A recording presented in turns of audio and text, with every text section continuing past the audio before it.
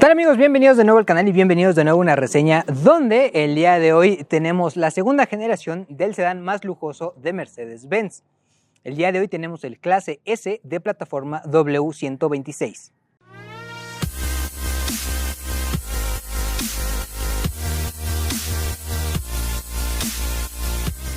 Presentado en 1979, el Mercedes Clase S W126 llegó a mercados globales con motores desde un 6 en línea 2.8 litros, 2 V8, tanto 3.8 o 5 litros, y un 5 cilindros 3.0 a diésel.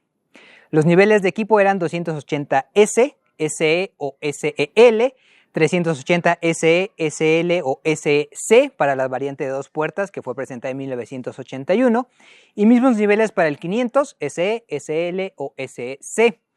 En 1985 fue actualizado con un rediseño de media vida que incluyó nuevas unidades de luces, fascias e interiores renovados, así como también motores revisados, en donde por ejemplo se introdujo un nuevo motor 6 en línea con inyección mecánica de combustible y desplazamientos entre 2.6 y 3.0 litros.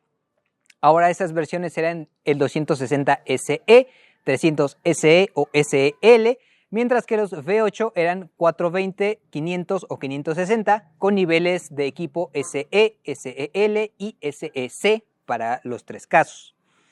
A pesar de que fueron autos muy exitosos en todo el mundo, en México todavía había un mercado cerrado para las importaciones, por lo que no conocimos este auto, al menos no en persona, digamos, y solamente se lo podía ver en televisión o en periódicos, transportando a grandes empresarios, celebridades o políticos.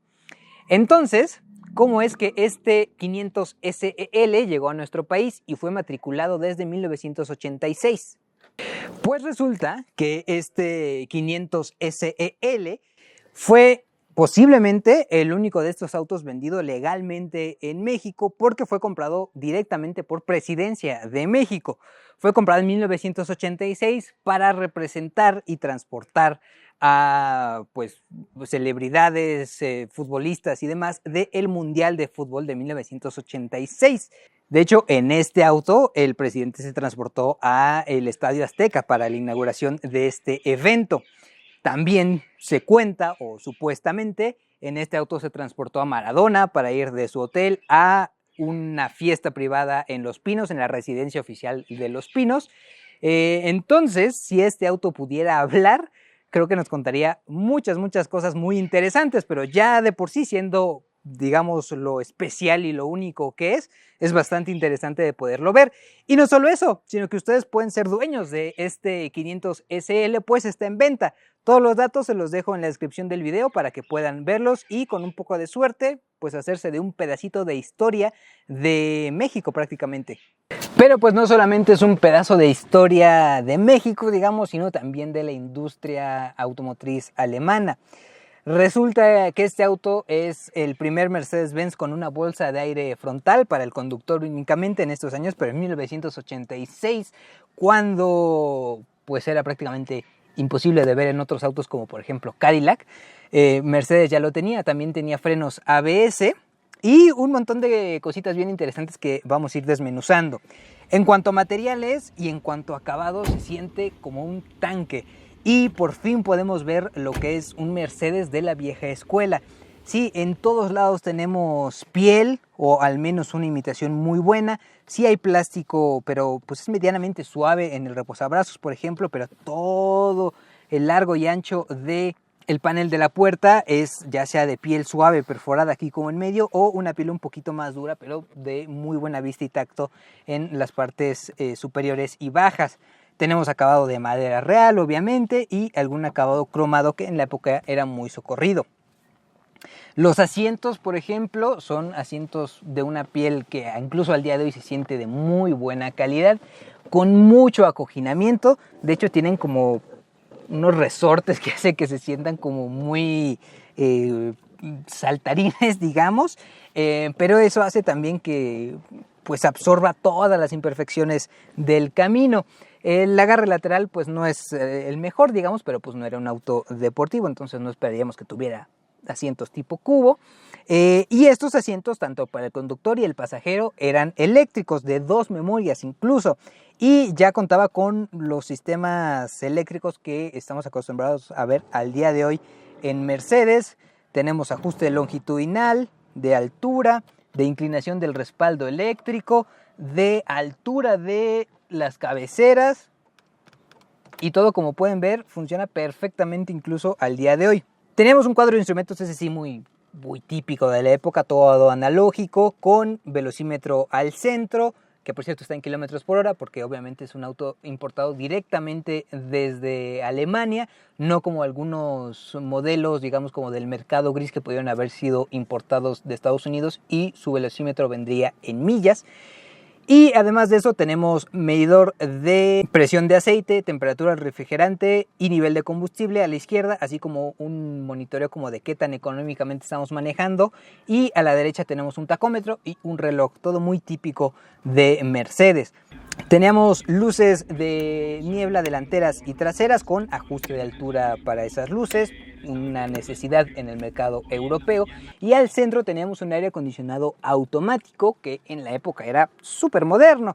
Es de una única zona, pero bueno, ya el hecho de que se pueda configurar, digamos, automáticamente es un gran paso. Eso sí, todo se hace con botones que tienen un tacto impresionantemente bueno, todo se siente como de muy buena calidad, y este tacto como mecánico que tanto nos ha gustado en otros Mercedes de los 90s, aquí se siente todavía más sólido, pero sí, como para manejarlo no es la cosa más intuitiva que hayamos visto. Por ejemplo, para temperatura tenemos una ruedita que pasa de azul a rojo dependiendo de la temperatura que queramos el aire, y pues recirculación y desempañador trasero y demás son estos switch, estos interruptores como de tacto muy firme y muy duro que Mercedes utilizaba en la época.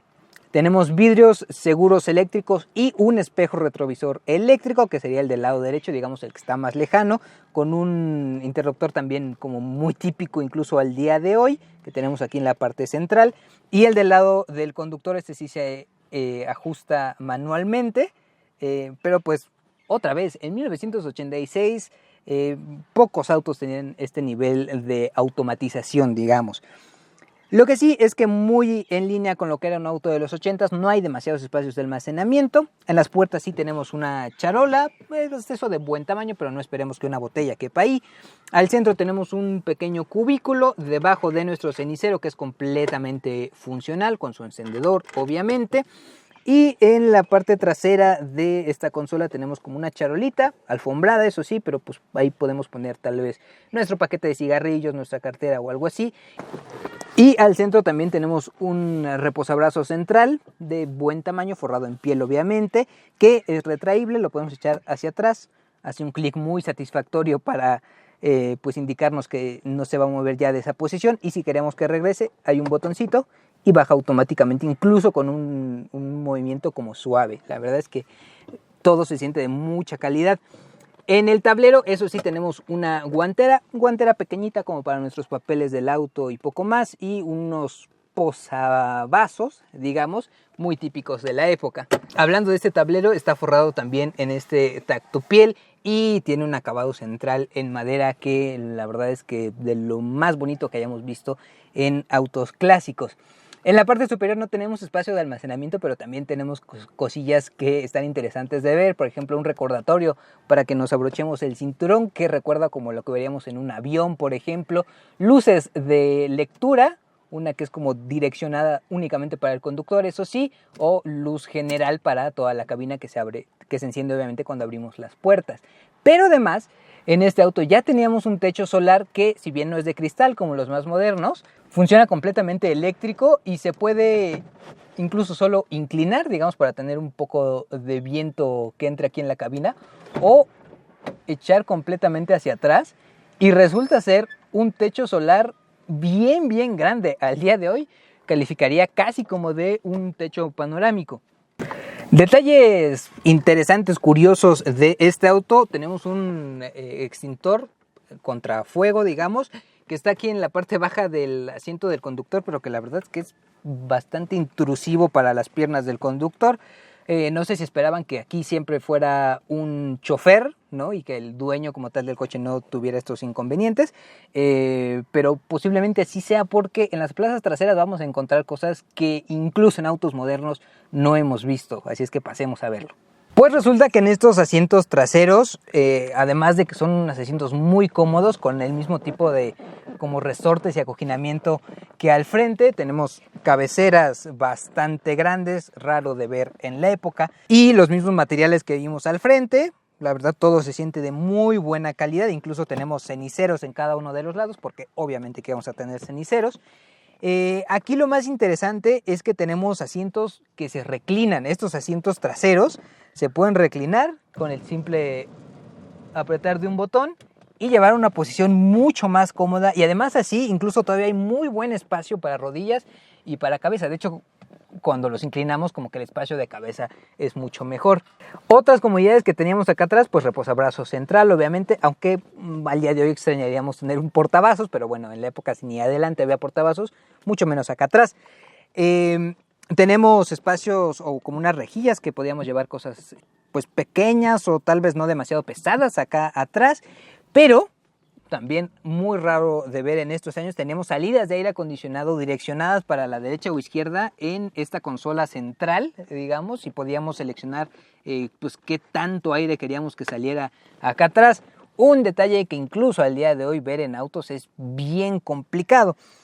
No son los únicos detallitos interesantes que hay acá atrás, porque resulta que tenemos como unos posapiés específicos para los ocupantes traseros que se pueden quitar, y es como pues para que nuestros pies vayan lo más cómodo, lo más ergonómico posible, que pues otra vez en la época eran los detalles de lujo que podía ofrecer un auto pues de estas características. Por cierto, hablamos de que había versiones SE y SEL de esta plataforma, y la L representa la carrocería más alargada, y es por eso pues que acá atrás tenemos estos asientos como tan cómodos, tan amplios, que se pueden reclinar y aún así llevar un espacio como tan suficiente para cualquier tipo de ocupante acá atrás.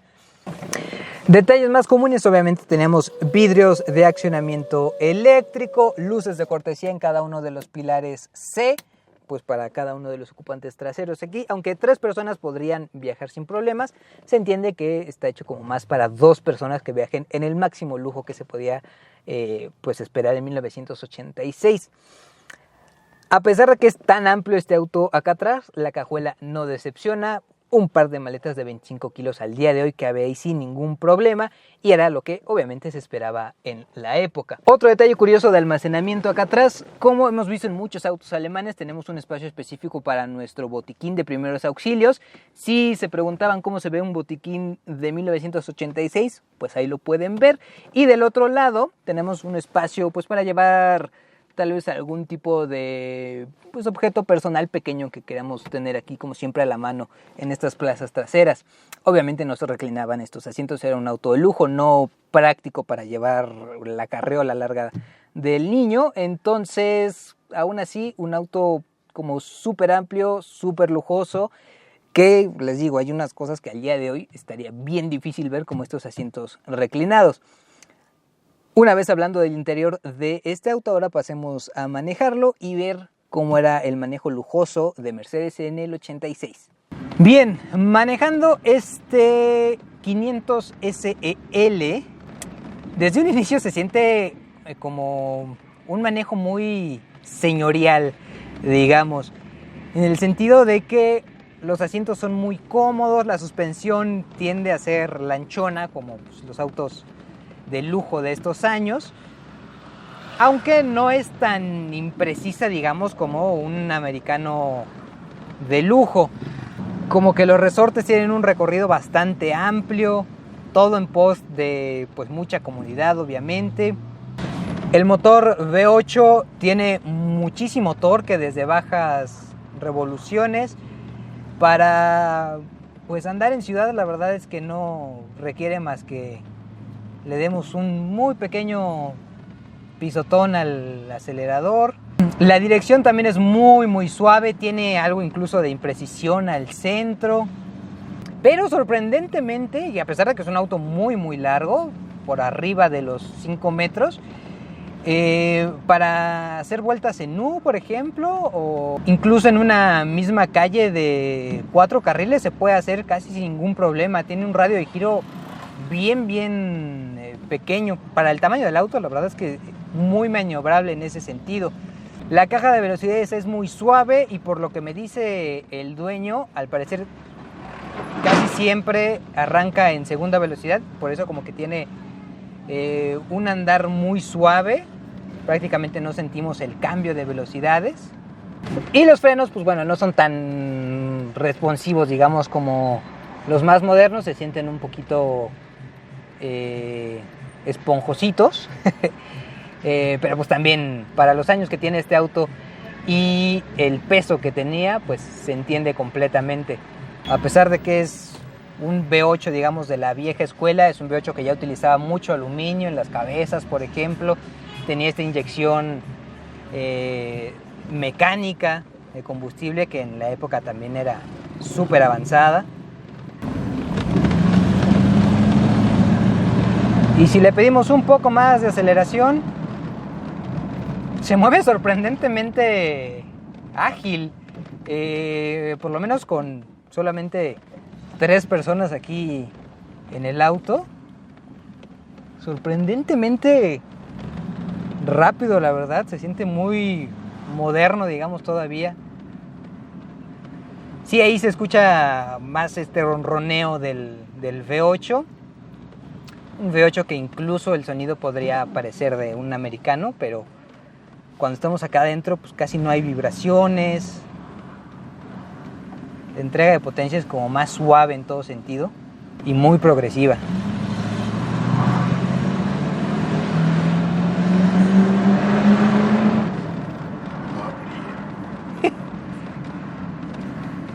Y solo cuando apretamos el acelerador a fondo, ahí sí mete primera velocidad como para darnos una aceleración rápida. Les digo, muy sorprendente para los años que tiene este auto y digamos como la intención lujosa que tenía. Aunque a pesar de, pues digamos, lo fácil que es de mover la dirección, que tiene una asistencia muy buena, pues en ningún momento dejamos de sentir que es un auto grande. Hacia atrás pues prácticamente no vemos dónde acaba.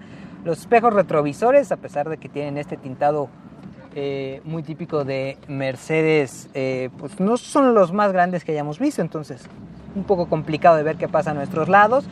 Y hacia el frente solo la estrella dominante de Mercedes ahí pues nos dice en dónde está el final del auto, pero sí, no es difícil de manejar, a diferencia de, por ejemplo, los sedanes americanos de estos años. Pero sí hay que tener en cuenta que es un auto bien largo. En general creo que lo que sí podemos ver en este auto es lo adelantados que estaban para la época en cuanto a ingeniería, en cuanto a desarrollo de comodidades, los alemanes. Y pues creo que esta era la época donde se hicieron de una reputación que todavía el día de hoy sigue vendiendo autos.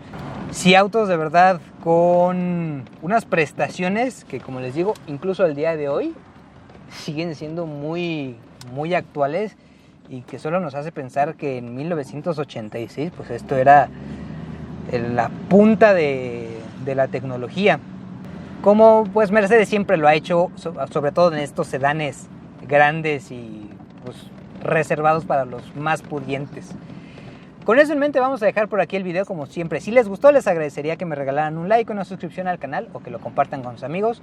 Muchísimas gracias por verme y nos veremos en un próximo video muy pronto. Hasta entonces.